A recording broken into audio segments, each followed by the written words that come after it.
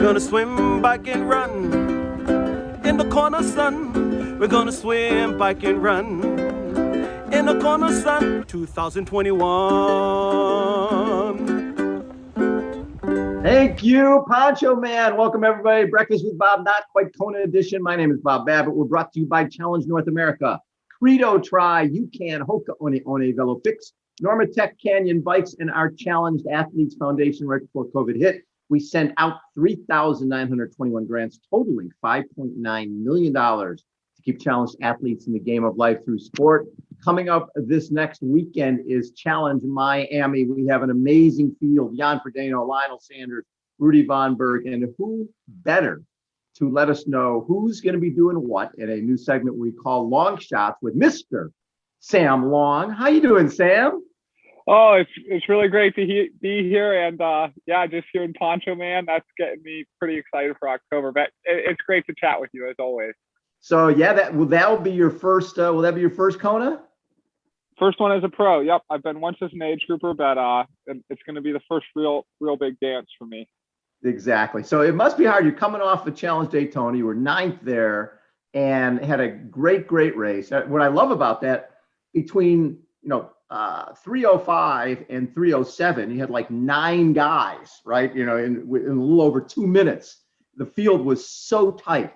Talk a little about what that meant to you to be, you hadn't raced, I don't think, Alistair Brownlee and Johnny Brownlee and Gustav Iden and all these guys. What was it like just to be in that race? Oh, I mean, it was terrific. And I think most of those guys, they still, for the most part, finished ahead of me, but I think they all thought they'd be 20 minutes ahead of me and that they'd be lapping me. And so it was just really cool to be in the mix with them. And I mean, at one point I ran up into second. I think we were on the second or third lap at that point, and I was in second, and I was like, oh, I got this. And then, unfortunately. Cool. We got Mr. Sam Long back, the big unit. Hey, so Sam, we were talking about Challenge Daytona, and you ran your way into second place. You think when you're a guy who loves a crowd, you were playing to the crowd. A lot of people feel like, oh, I don't want to waste energy. Was it worth it? Playing to the crowd and getting everybody pumped up? In the moment, it was worth it, especially with the year I think we all had last year. I'm a social guy. I'm an extroverted guy. And to be honest, that was like the most social encounter I had all year, was being with the fans, because otherwise I was, training with 2 other training mates or alone in my house for a year. So that was the biggest party I had all year. So it was worth it for the party time, whether or not it was worth it for the race, I guess, is a harder question. So I know that you love racing, and if you could, you'd race every single weekend. We have Challenge Miami coming up this weekend, and I know you want to be in the starting line, but you are smart enough to know that there's bigger fish to fry, that there's Ironman World Championship at the end of the year.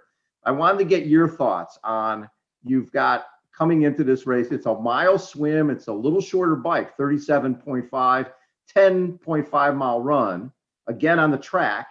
But you've got, Lionel Sanders coming back, who was 4th in Daytona. Rudy Von Berg was 5th. Matt Hansen was 2nd. Andreas Streets was 10th. Thomas Davis, Magnus Dietlef. You've got so many different guys, plus Jan Frodeno, 3-time Ironman world champion. Talk a little bit about the men's race and how you see it playing out.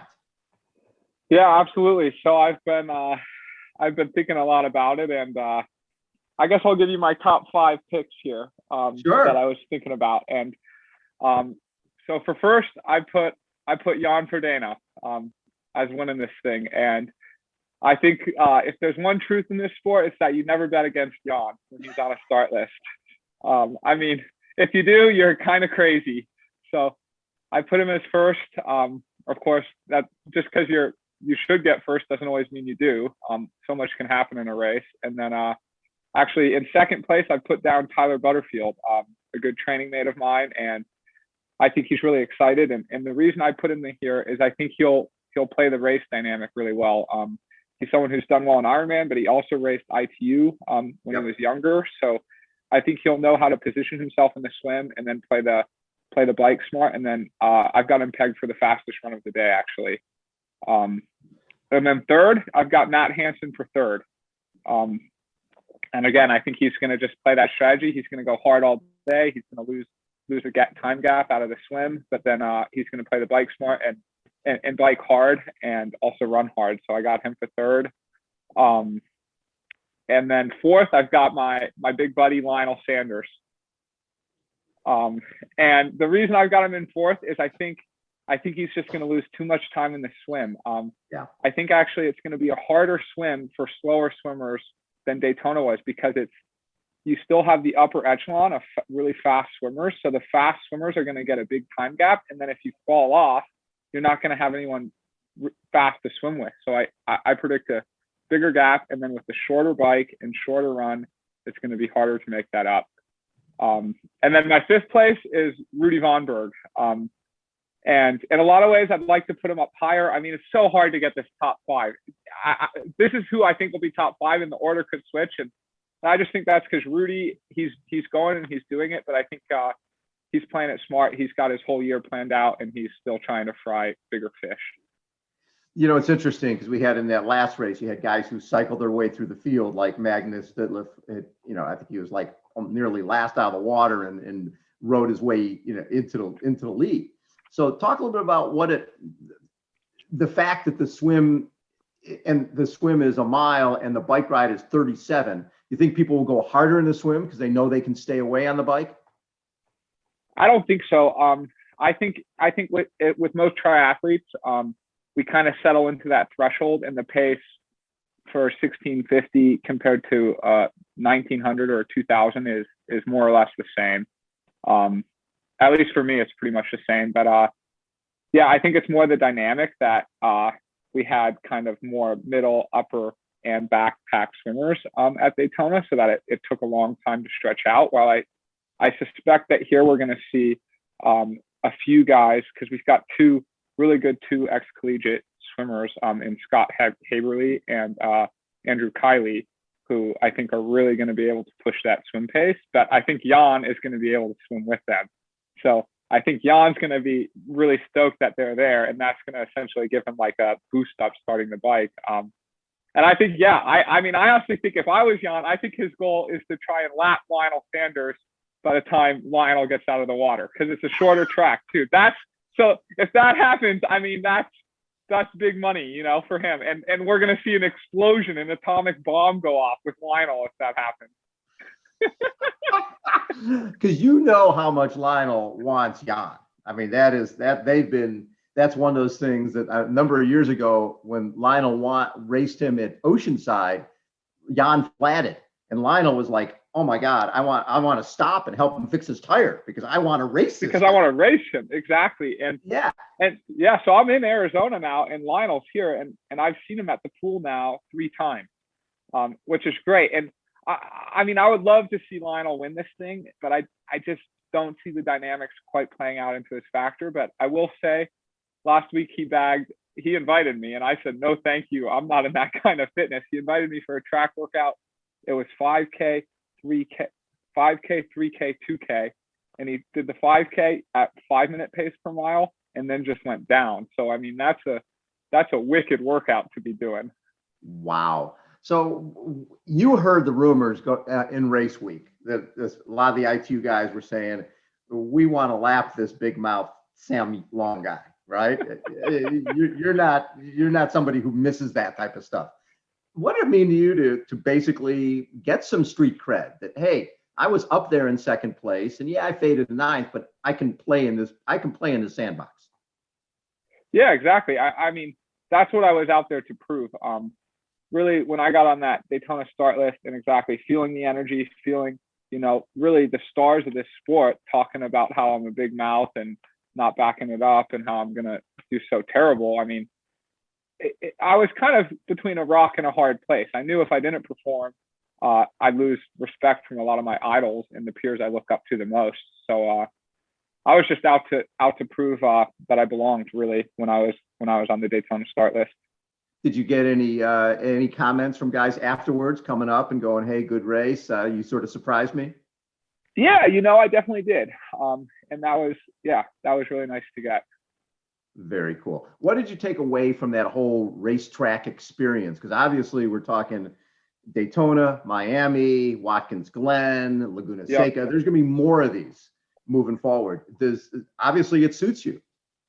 Yeah, it suits me. I mean, I'd love to see the races get a little longer, just because I love the longness of the days, and the longer these races get, the more brutal they get, because it's just more time straight and arrow. And yeah, I guess that's the two main takeaways is that the bike is no joke, even though on paper you say, oh, the bike's really fast, there's no turns, there's no hills, but you're essentially an arrow the entire time. And I think we'll see this play out. The people that raced Daytona just a few months ago, I think have an advantage, because they'll remember how much the hamstrings and the quads and the glutes hurt when you start the run. And I don't think that's something you can really prepare for so much in training. You just have to do it on the race course. And then the other conclusion is that having these races on racetracks, it's so great for the sport, because the coverage can just be absolutely incredible. Going back and watching the Daytona coverage, I mean, I think it's potentially the best coverage we've ever had of any triathlon event. And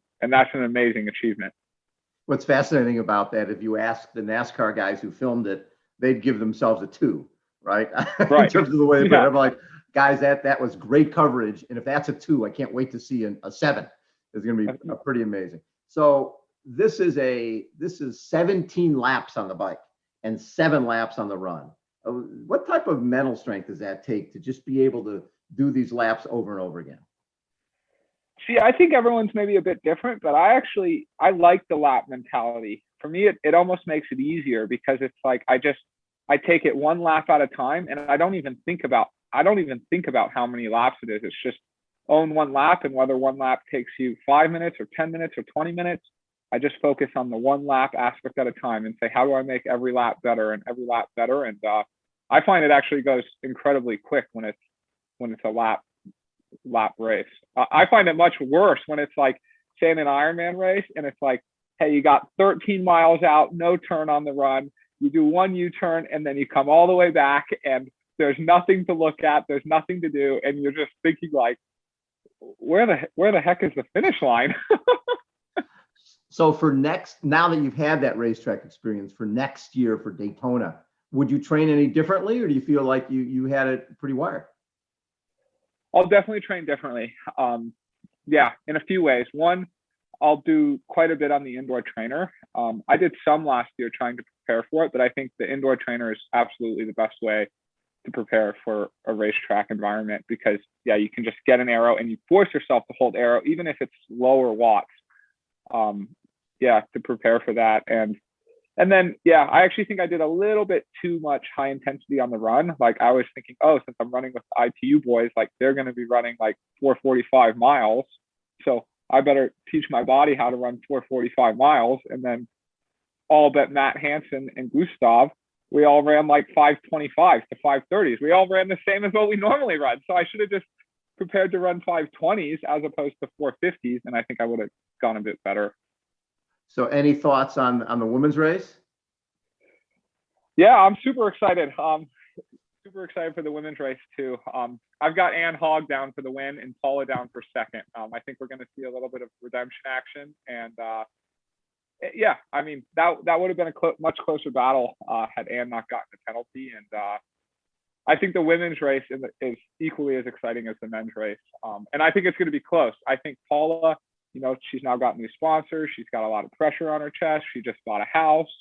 And I think that pressure might be weighing on her a little bit. And she just wants to go out and prove that. And doing that behind the Ironman World Champ would still be absolutely proving that. But Ann, I think, is going to be on an absolute mission. Yeah. And you also, Lucy Charles is coming over. So Lucy yeah, Charles I've got her in third. Okay. So who are your five? You have 5? Yeah, so I wrote it down. Okay. Yeah, so I got Ann, I got Paula, I got Lucy, and then fourth I've got HJ, Heather Jackson. Okay. And then fifth I've got Sarah Crowley. Nice. Oh, Sarah's always consistent. Very cool. Yeah. So tell me about your camp. Is this a Ryan Bolton camp down in Tucson? This is a true Ryan Bolton camp. So yeah, so he got an Airbnb for us. For his athletes. It's like a college Airbnb. So it's literally back to the college days. He rented it for 2 months, and then it's just all athletes. Caroline Rotich is here. Ryan's here right now. And then kind of my main training partner, Andre Lopez, and his girlfriend are here, Rachel Olson. And we're just getting after it like every day. I mean, we sleep, we eat, we train. We learn from Ryan. We got to learn. Ben Hoffman's like 3 blocks away, so we got to see him. We got to see Heather Jackson. It's just a great experience to step up the game and push limits. So have you run with the Boston Marathon champion, Caroline Rotich? I did. I ran with her last week, actually, in Santa Fe. On my way down, we ran, and I can actually and truthfully say she was just building up, and we had 20 miles, and it was windy, and she tucked in behind me and used my draft the whole way, which was the first time ever. And now I've been giving her a hard time about it all week. Yeah. The Boston Marathon champion had to sit on me. She was dying. Exactly. Yep. And I know it's because now this week I think she's doing 111 miles. So, now she's building up, and it's not going to be long before I'm 10 meters behind her, hanging on for dear life. That's awesome. So, I mean, what's cool about that? The fact that you train with people that you aren't competing with, right? That's sort of that's a nice concept as part of Ryan's camp. Is here's a world-class athlete that you guys can gain from each other and not have to worry about any of the psych stuff that goes on. Totally. Yep. Absolutely. And then even with Heather Jackson down here as well, it's like, we can link up and we can train and we can ride. Like we rode Mount Lemmon together the other day, and it's just a bit more friendly. Not that it's not friendly when you train with other male pros, but it is like you're thinking, oh, we're both getting on the same start line in 8 weeks. Like there's just a different tension to it. While when it's a pure runner or a female pro, it's like, oh, let's just help each other be as best as we can possibly be. Love it. Hey, Sam, thanks for joining us for Long Shots, man. I like this new concept. Have Sam sort of predict stuff. Next thing, we'll go to Vegas, put some odds up and get some dollars on the line. I love it. Exactly. Yep. Yeah. Really. Thank you so much for having me on, and we'll see how this race plays out. Sam Long has been our guest. Yo. Always a pleasure to talk to the big unit. Sam, take care of yourself. Give my best to Ryan and Carl. Will do. Thank you, Bob. Have a great one. Sam Long again has been our guest, everybody. Breakfast with Bob, not quite Kona edition. We'll catch you next time. See ya. Bye.